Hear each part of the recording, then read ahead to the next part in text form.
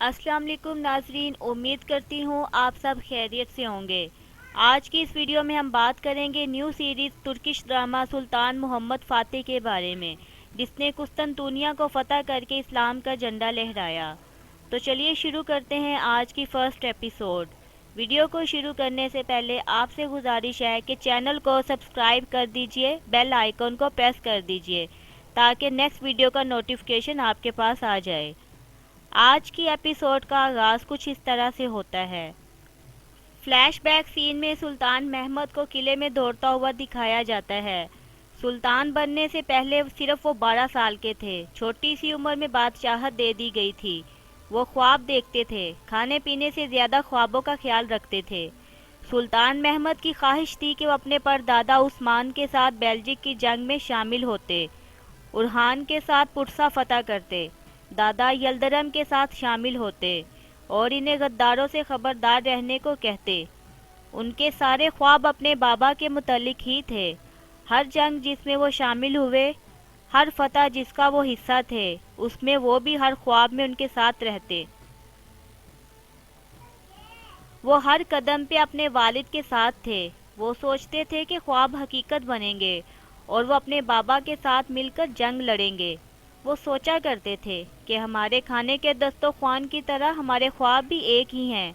ऐसा हुआ, मगर महमद की मर्ज़ी के मुताबिक ना हुआ। नाज़रीन, फिर इसी दौरान दिखाया जाता है सुल्तान महमद जंग लड़ रहे होते हैं, जिसमें वो अल्लाह का नाम लेते हुए आगे बढ़ते हैं और बड़ी बहादुरी से दुश्मनों का मुकाबला कर रहे होते हैं। और अचानक से एक दुश्मन घोड़े पर आता हुआ दिखाई देता है, जिस पे सुल्तान महमद हमला करते हुए खुद भी नीचे गिर जाते हैं। तभी एक और सिपाही उनको मारने के लिए आता है, तो सुल्तान महमद अपनी तलवार से उसका खात्मा कर देते हैं और फतह हासिल कर लेते हैं। दूसरी जानिब के मंजर में सुल्तान महमद के वालिद मुराद साहब को खेमे से निकलते हुए दिखाया जाता है। वो वज़ीर सुल्तान मुराद से मुखातिब होकर कहता है, आपको शिकस्त देना मुश्किल ही नहीं, नामुमकिन है सुल्तान मोहतरम। सुल्तान मुराद जवाबन कहते हैं, नुकसान कितना हुआ मुझे ये बताओ। वज़ीर कहता है 20,000 के लगभग। इसी दौरान एक सरदार सुल्तान मुराद से कहता है, मेरे सुल्तान, शहजादे महमद ने बहुत बहादुरी दिखाई है, हमें तो उनकी बहादुरी पर फ़ख्र होना चाहिए। अभी ये बातचीत जारी होती है कि सामने से घोड़े पर सवार सुल्तान महमद आते हुए दिखाई देते हैं और अपने बाबा को सलाम पेश करते हुए कहते हैं, फ़तह आपका नसीब हो बाबा।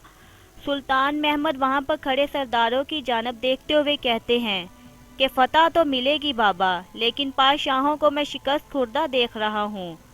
इसके बाद सुल्तान महमद अपने बाबा से कहते हैं कि मेरा मकसद एक ही है और वो है कुस्तुनतुनिया की फ़तह।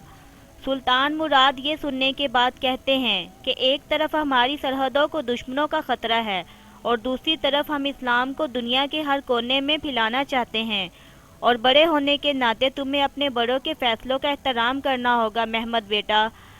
सुल्तान मुराद की बात पर वज़ीर कहता है, उस शहर को 1000 साल से कोई फ़तह नहीं कर पाया और मुख्तसर बात यह है, उस शहर को फ़तह करना सिवाय एक ख्वाब के कुछ नहीं।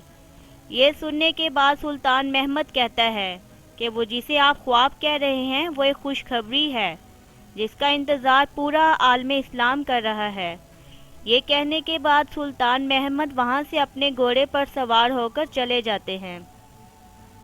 जैसे ही ये मंजर ख़त्म होता है, महल का मंजर दिखाया जाता है, जहाँ पे सुल्तान मुराद को बीमार हालत में दिखाया जाता है और सुल्तान मुराद अपनी आखिरी वसीयत वज़ीर को करते हुए कहते हैं कि सुल्तान महमद के दिल में कुस्तुनतुनिया की जो आग दहक रही है, मुझे डर है कि वो इस आग में झुलक कर राख न बन जाएं।